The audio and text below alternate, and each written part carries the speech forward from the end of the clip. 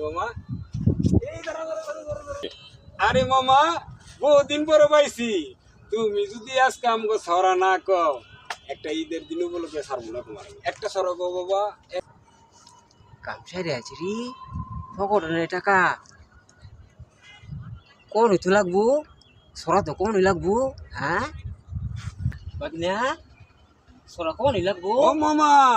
একটা হইলো তোমার ছড়া কেমন লাগবো কও দেখুন সরা তুই হ্যাঁ কও তোর ফোন ফোন ফোন আশ্বিন মাসের বাল কার্তিক মাসে জ্বরে